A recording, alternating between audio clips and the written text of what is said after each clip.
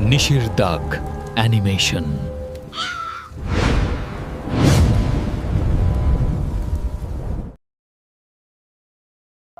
বিকেল পেরিয়ে সন্ধে হয়েছে। এদিকে তারানাথের বৈঠকখানার আড্ডা জমে উঠেছে।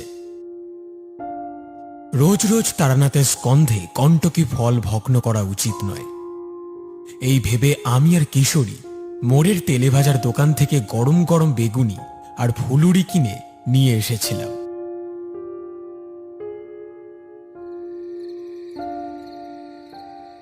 এখন শুধু শালপাতা কটা পড়ে আছে।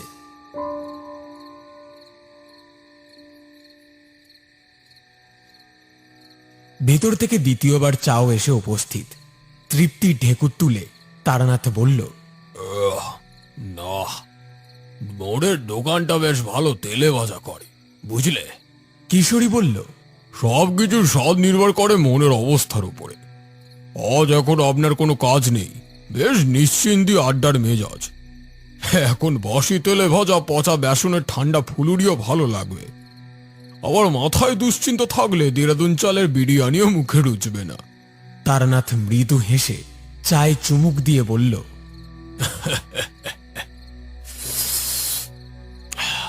কথাটা তোমাদের পক্ষে সত্য হলেও আমার ক্ষেত্রে সম্পূর্ণ খাটে না বোধহয়। পরপর কয়েকটা চুমুকে চায়ের কাপ শেষ করে নামিয়ে রেখে তারানাথ বহুদিন আগেকার কথা মনে পড়ে যাওয়ার সুরে বলল, ভোজ খাওয়ার কথা উঠলেই আমার রামদুলাল মিত্রের কথা মনে পড়ে যায়। তাদের বাড়ি অতিথি হয়ে কয়েকদিন যা খাওয়া দাওয়া করেছিলাম, তেমন সচরাচর কারোর ভাগ্যে জোটে না। কিশোরী বলল, কি হে, মনে হচ্ছে একটা গল্প বলতে চলেছে তারানাথ তান্ত্রিক। তারানাথ কথার মাঝে বাধা দিয়ে বলে, দেখো বাবু, তোমাদের আমি প্রথমেই বলেছি আমি কোনো গল্প বলি না, যেটা সত্যি সেটাই বলি। আমি বললাম, আপনি ছাড়ুন তো ওর কথা, আর প্রথম থেকে বলুন ঘটনাটা। তারানাথ আবার বলতে শুরু করলো, সেবার আমি ঘুরতে ঘুরতে চলে গিয়েছিলাম শিমুলপুরে।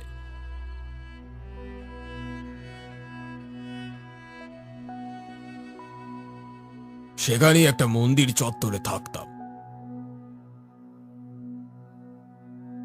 একদিন বসে আছি মন্দিরে, সন্ধ্যাবেলায় মায়ের আরতি দেখছি। এর মধ্যে দেখি এক মহিলা হন্তদন্ত হয়ে ছুটে আসলো মন্দিরে।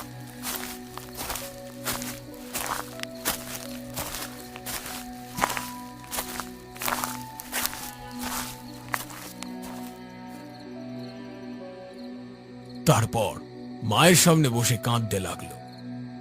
বুঝলাম মনে খুব গভীর আঘাত না পেলে কেউ এভাবে ছুটে আসে না। মহিলাকে দেখে মনে হলো বেশ সম্ভ্রান্ত পরিবারের মেয়ে। রূপের গড়ন দেখে মনে হচ্ছিল সাক্ষাৎ মা লক্ষ্মী। তবে তার এমন অসহায় হওয়ার কারণটা বড্ড জানতে ইচ্ছা করল। আমি তার দিকে তাকিয়ে তাকে ডাকলাম, মা, ও মা, তোর কি হয়েছে? মেয়েটি মুখ তুলে আমার দিকে তাকালো, তারপর চোখের জল মুছে বলল, আমি আপনার মেয়ের মতো ঠাকুর, আপনি বরং আমায় খুকি বলে ডাকুন। তারপর বলল, আমার আমার সব শেষ হয়ে গেছে ঠাকুর। আমার মেয়েটাকে হয়তো আমি আর বাঁচাতে পারবো না, একটু সময় নেই হাতে। আমি বললাম, কেন, কি হয়েছে? কে মারবে তোমার মেয়েটাকে? মেয়েটা বলল, আমার আমার স্বামী। আমি শুনে তো পুরো অবাক। আমি বেশি সময় নষ্ট না করে বললাম, আচ্ছা খুকি, আমায় আমায় তোমার বাড়ি নিয়ে যাবে? খুকি বলল, ঠাকুর, আপনি পারবেন আমার মেয়েটাকে বাঁচাতে? তাড়াতাড়ি চলুন তাহলে। আমি মন্দিরে মায়ের আশীর্বাদ নিয়ে ওর সাথে বেরিয়ে পড়লাম সন্ধ্যার পথে।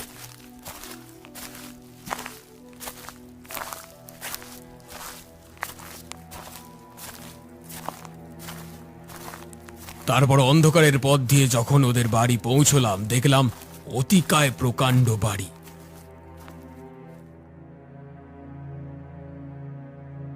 না হলেও দেখে বোঝা যায় বনেদি বাড়ি এটা।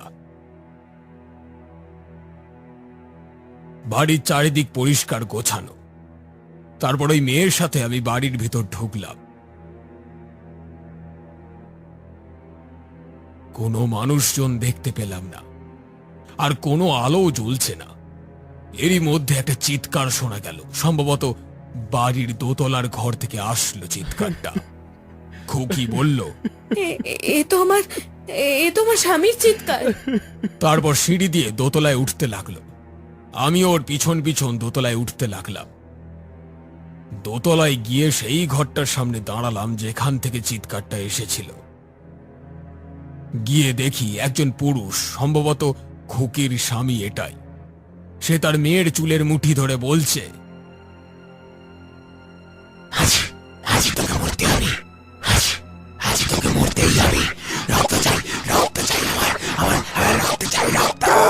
তারপর তিনি এক অট্টহাসি করতে থাকেন।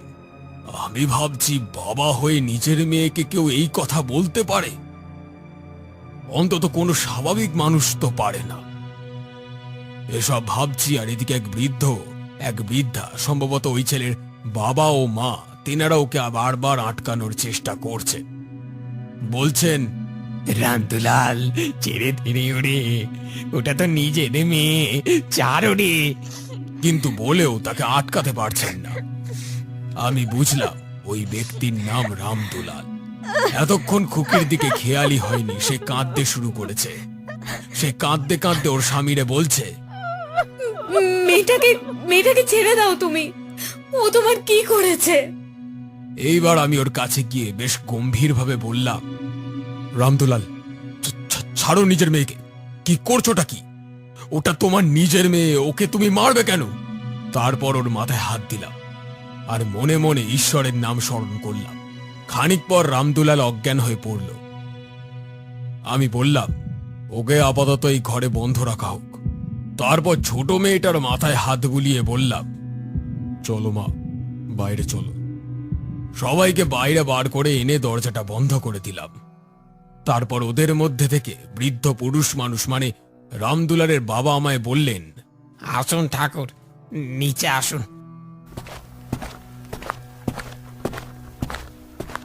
তারপর নিচে গিয়ে একটা ঘরে বসিয়ে খুকি আর তার স্ত্রীর দিকে তাকিয়ে বললেন, তোমরা চাও, ঠাকুরের জন্য একটু চা মিষ্টি নিয়ে আসো। মহিলারা চলে গেলেন।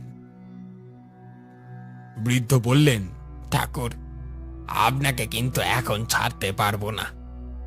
আপনি কিন্তু এর কিছু একটা ব্যবস্থা করে তারপর যাবেন।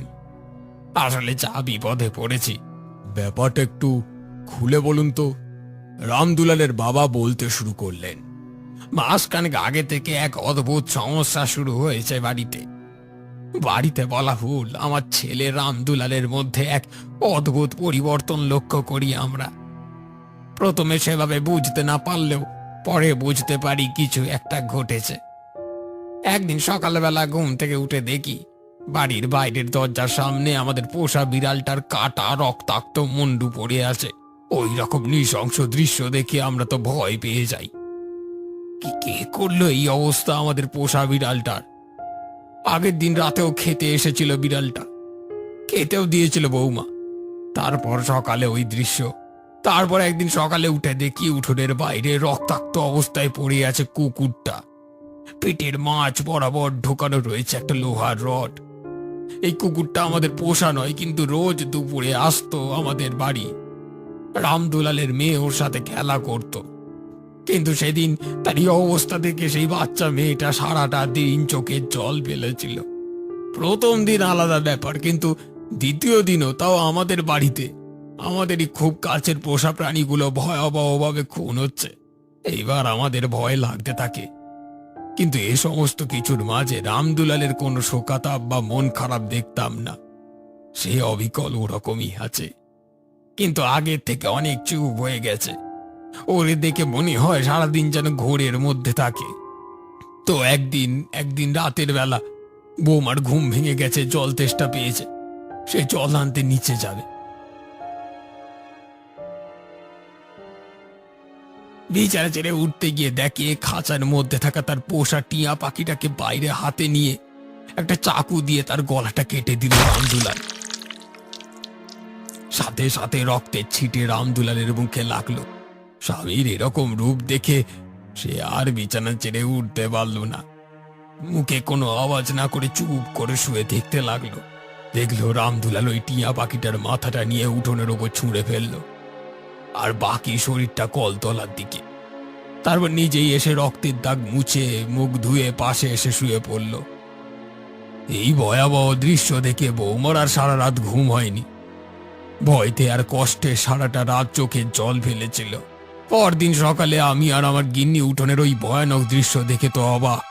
তারপর বৌমা আমাদের ঘরে ডেকে বলল রামদুলালের কথা। আমরা প্রথমে বিশ্বাস করিনি, তারপর আজ যা হলো। সন্ধে হতেই দেখি উপরের ঘর থেকে রামদুলালের চিৎকার। তার উপরে গিয়ে দেখি নিজের মেয়ের চুলের মুঠি ধরে মারতে চাইছে। তাই দেখে আমি বৌমাকে বললাম যে মন্দিরে গিয়ে কাউকে নিয়ে আসতে। তারপর আপনি সঠিক সময়ে আসলেন, কিন্তু এইবার আপনি বাঁচান ঠাকুর। ঘরের মধ্যে খুকি প্রবেশ করলো চা আর এক প্লেট মিষ্টি নিয়ে। তারপর সেটা খেতে খেতে আমি বললাম, আমার মনে হয় আপনার ছেলের ওপর কোনো অপশক্তি ভর করেছে। তাহলে এখন উপায় ঠাকুর? ও উপায় আছে। রামদুলালকে সাথে রেখে একটা যজ্ঞ করতে হবে। আপনারা এক কাজ করুন, আমি যে জিনিসগুলো বলে দেব সেগুলো ব্যবস্থা করে দিন, বাকি আমি দেখছি। যজ্ঞ কবে হবে ঠাকুর? কালই। তারপর ওরা চলে গেল তখনকার মতো। আর রাতে যা খাওয়া দাওয়া তার কি বলি। বিপদের মধ্যে থেকেও যে ওরকম খাওয়া দাওয়া হবে আশাই করি। তারপর পরদিন সকালে ওদেরকে বলেছিলাম ছাদের উপরে একটা বেদি তৈরি করে রাখতে, সাথে কিছু শুকনো কাঠ আর তৈলাক্ত বীজ ও নৈবেদ্য জোগাড় করে রাখতে। আর আমি সারাদিন ঘুরে একটা কঙ্কালের মাথা, যারে বলে কঙ্কালের খুলি, আর একটা টাটকা কাঁচা মাছ, সাথে একটা অন্য মাছের কাঁটা জোগাড় করে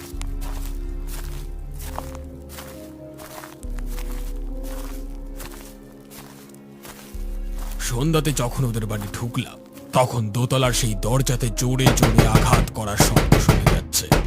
বুঝলাম রামদুলালের জ্ঞান ফিরেছে। তারপর আমি গিয়ে দরজা খুলে ওকে আমার সাথে উপরে নিয়ে গেলাম। সেখানে সব জোগাড় করা ছিল। আমি রামদুলালকে যজ্ঞের বেদির এক পাশে বসতে বললাম। তারপর আমি আর এক পাশে বসলাম। সামনে কঙ্কালের খুলিটা রেখে তার উপর কাঁচা মাছটা রাখলাম। তারপর সবাইকে দূরে দাঁড়াতে বলে যজ্ঞের আগুন জ্বালালাম। এরপর আমার প্রাপ্ত পিশাচ তাড়ানোর মন্ত্র পড়তে লাগলাম। ঘর থেকে বেরোনোর পর রামদুলাল চুপি ছিল। এইবার যজ্ঞের আগুনে ঘি ঢালার সাথে সাথে সেহেলি কণ্ঠে বলতে লাগলো,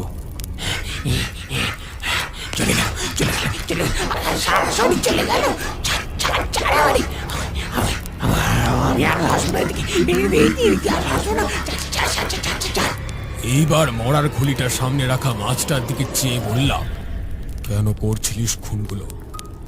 সে বলল, রক্ত রক্ত আমার খুব প্রিয়। সারাক্ষণ শুধু রক্ত দেখতে চাই, রক্ত দেখতে মন চাই। তারপর বললাম, শয়তান পিশাচ, যা পালা, আর কোনোদিন এ মুখো হবি না, মনে থাকবে। বলে কাঁটাটা দিয়ে মাছটার পেট চিড়ে দিলাম আর মনে মনে মন্ত্র পড়তে লাগলাম। এইবার রামদুলালের শরীর থেকে কালো মতো কি একটা বেরিয়ে উড়ে গেল, আর সাথে সাথে রামদুলাল অজ্ঞান হয়ে পড়ল। তারপর ওকে তুলে ঘরে নিয়ে যেতে বললাম ওদের। পরদিন রামদুলালের সাথে কথা বলে ফিরে আসছিলাম। তিনি 2 দিন থেকে যেতে বললেন। কথা বলে বুঝলাম মানসিকভাবে তিনি খুব ভালো মানুষ। আর তারপর ওই 2 দিনে খাওয়ার যা বহর দেখলাম, তা অন্য কোথাও খেয়েছি বলে মনে হয় না। বুঝলে হে কিশোরী?